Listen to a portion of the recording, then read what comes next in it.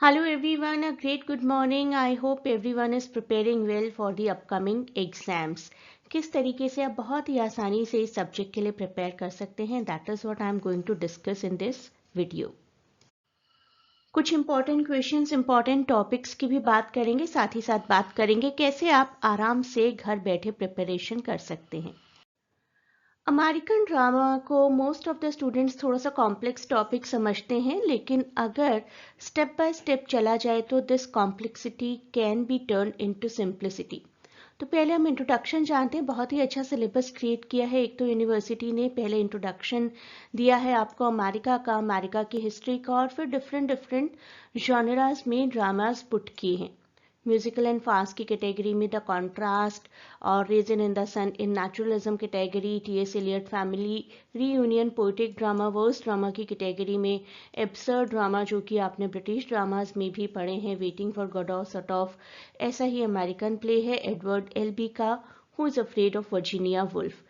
Expressionism की category में emperor Johns, ना सिर्फ एम्परर जॉन्स, यूजीन ओनील के और भी बहुत से प्लेस आते हैं और सभी प्लेस को मैंने प्लेलिस्ट में कंपाइल किया है। एवेंट गार्ड क्या होता है, इसकी क्या कैरेक्टरिस्टिक्स होते हैं और किस तरीके से ग्लास मेनेजरी इसमें फॉल करता है, तो इन सभी टॉपिक्स के वीडियोस अवेलेबल हैं। अगर आपके पास पीडीएफ से पढ़ने का टाइम नहीं है अभी, तो आप वीडियोस के लिए ऑप्ट करिए। अगर आप और कॉन्क्रीट करना चाहते हैं तो वीडियोस के साथ साथ आप पीडीएफ के लिए भी ऑप्ट कर सकते हैं। पहले आप वीडियोस देखिए ये सभी वीडियोस और इनके अलावा भी कुछ वीडियोस अवेलेबल हैं मेरी MEG17 की प्लेलिस्ट में। यहाँ पर मैंने सभी ड्रामास करवाए हैं, इवन यूजीन ओनील का एम्परर जोन्स के अलावा भी काफ़ी ड्रामास को मैंने कवर करवाया है, जिससे आपको कैरेक्टरिस्टिक्स पता चलते हैं एक्सप्रेशनिज्म के। रॉयल टायलर का कॉन्ट्रास्ट है डिटेल में, रेजन इन द सन बहुत ही डिटेल में है, फैमिली रीयूनियन बिल्कुल डिटेल में एक पिक्टोरियल रिप्रेजेंटेशन के साथ मैंने आपको करवाया है। Edward Albee who is afraid of Virginia world, साथ ही साथ एब्सर्ड के कैरेक्टरिस्टिक्स भी हैं। तो जो भी आप प्ले करेंगे ना, उसको अगर डिटेल में वीडियो देखेंगे तो आपको उससे रिलेटेड ऐसे क्वेश्चन अपने आप समझ में आ जाएगा। ग्लास मेनेजरी एवेंट गार्ड में किस तरीके से फॉल करता है, एवेंट गार्ड क्या होता है, इसका अलग से एक वीडियो है। अभी स्क्रीन वॉज शॉर्ट तो इसी स्क्रीन पर मैं आपको सभी वीडियोस नहीं दिखा पाई। MEG17 की प्लेलिस्ट में अप्रॉक्सीमेटली 13 to 14 वीडियोस हैं जो कि आपको बहुत ही काम आने वाले हैं अपनी एग्जाम्स की प्रिपरेशन के लिए। तो आप देखिए अप्रॉक्सीमेटली 17 to 20 मिनट्स का कोई वीडियो है और आप 13 to 14 वीडियोस देखते हैं तो कितने आराम से आपकी प्रिपरेशन हो जाएगी। आई नो कि वीडियोस देखने में, नोट करने में, अंडरस्टैंड करने में थोड़ा सा टाइम लगता है। जितनी देर का वीडियो है उससे ज़्यादा टाइम लगेगा आपको वीडियो को समझने में, but still it is better than going somewhere, joining the classes and doing other efforts।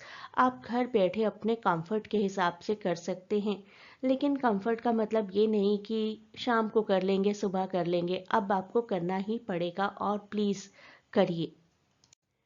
एक बार सभी वीडियोस देखने के बाद अगर आप अपनी प्रिपरेशन को और फर्म करना चाहें तो इस पीडीएफ के लिए ऑप्ट कर सकते हैं। 31 ऐसे क्वेश्चंस और इसी में से आपको ऐसे क्वेश्चंस आएंगे एग्जाम में फॉर श्योर, प्रोवाइडेड कि आपने सभी वीडियोस देखे हैं। शॉर्टकट्स के लिए मत जाइए, कोई भी बेनिफिट नहीं होगा। पहले टॉपिक समझिए हमेशा। मैंने आपको जितने भी पीडीएफ्स प्रोवाइड किए हैं ना, प्लेलिस्ट्स भी हैं उनकी अवेलेबल। अगर आपको कोई और टॉपिक, कोई और सब्जेक्ट भी करना है तो please ask in comments the playlist of the particular subject.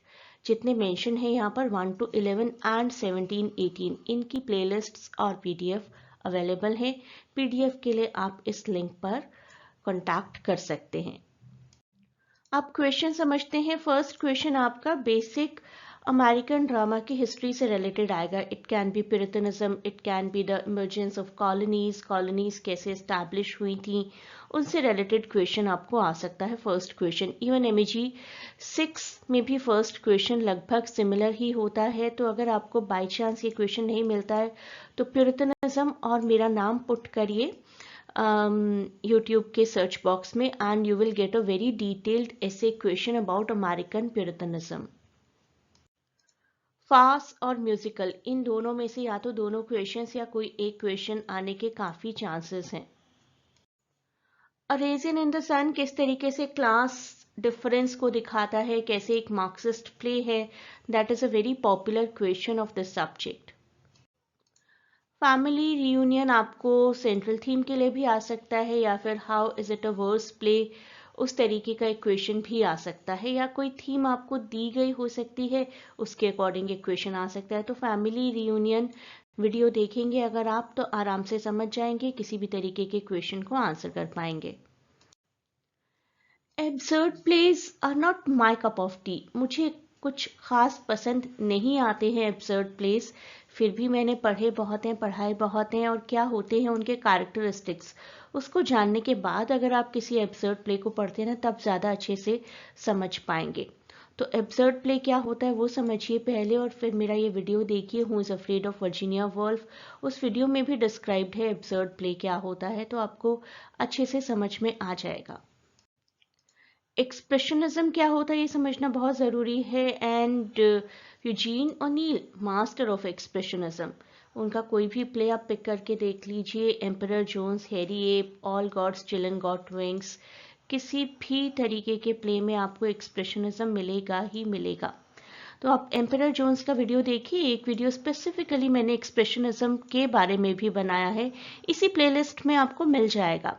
तो you do not need to worry, पहले पूरी प्लेलिस्ट अच्छे से देखिए, अच्छे से समझिए, then go for PDF. Avant-garde क्या होता है, मॉडर्निज्म क्या होता है, शायद आप में से बहुत से लोग अलग अलग तो जानते ही होंगे. इन दोनों के बीच में रिलेशनशिप भी यही है कि दोनों एक्सपेरिमेंटल हैं. किस तरीके से, वो आपको अपने कुछ प्लेस की हेल्प से एग्जाम में लिखना होगा. ये काफ़ी पॉपुलर क्वेश्चन है. ग्लास मेनेजरी को एवेंगार्ड प्ले माना जाता है. बहुत अच्छे से ये प्ले एवेंगार्ड की कैटेगरी में फिट होता है. क्यों? This you need to describe in your answer, और आप अगर वीडियो देखेंगे आपको समझ में आ जाएगा. एवेंगार्ड का भी अलग से भी एक वीडियो है, वो भी इसी प्लेलिस्ट में ही है. लास्ट या फर्स्ट क्वेश्चन कुछ इस तरीके का भी हो सकता है कि आपको कुछ टॉपिक्स दे दिए जाएं जिस पर आपको शॉर्ट नोट्स लिखने हो. तो अगर 10 मार्क्स का शॉर्ट नोट आपको आ गया है लिखने को, तो अप्रॉक्सीमेटली 300 टू 350 वर्ड्स में अपने आंसर को लिखिए. एक बार फिर से मैं आपको याद दिला दूं पीडीएफ्स के बारे में. पीडीएफ का बहुत अच्छा रिस्पांस आ रहा है, सबकी प्रिपरेशन बहुत अच्छी हुई है. लास्ट टाइम भी जून के एग्जाम में भी काफ़ी अच्छे मार्क्स आए थे सभी स्टूडेंट्स के, प्रोवाइडेड कि आप थॉरली कवर करें. पीडीएफ लेकर फिर रख देने वाली चीज़ नहीं है, और पीडीएफ मैजिकल भी नहीं है. ऐसा नहीं है कि आप पीडीएफ लेंगे तो बस पीडीएफ लेने से ही आपके मार्क्स अच्छे आ जाएं. सब कुछ समझिए भी ज़रूर. This is not a shortcut. मैं कभी शॉर्टकट्स प्रोवाइड नहीं करती किसी भी स्टूडेंट को. सबसे कहती हूँ कि पहले समझिए तो सही आप पढ़ क्या रहे हैं, तभी आप एग्ज़ाम्स में अच्छा आंसर कर पाएंगे. और जिस भी स्टूडेंट ने मेरे सभी वीडियोस देखे और फिर पीडीएफ ऑप्ट की, उन सबके मार्क्स +60 आए हैं. मैं आपको हमेशा ही बहुत सालों से कहती आ रही हूँ कि लास्ट के मंथ में प्लीज़ मुझे अप्रोच मत कीजिए लाइव सेशंस के लिए. लास्ट मंथ में मैं किसी सब्जेक्ट का लाइव सेशन कंडक्ट नहीं करूँगी, क्योंकि मैं बहुत ही डिटेल में पढ़ाना पसंद करती हूँ. जब तक मुझे सेटिस्फेक्शन नहीं होना कि बच्चों को अच्छे से समझ में आ गया, तब तक I will not spare you. तो वो हड़बड़ी में पढ़ाने वाला काम मैं बिल्कुल भी नहीं करती हूँ. आप लोग अपने कंफर्ट के हिसाब से दिन के किसी भी और में पढ़ सकते हैं, तो पीडीएफ और वीडियोस की हेल्प से पढ़िए. मेरे साथ पढ़ना है तो एक रिस्ट्रिक्शन होगी ना कि इस टाइम पर पढ़ना है.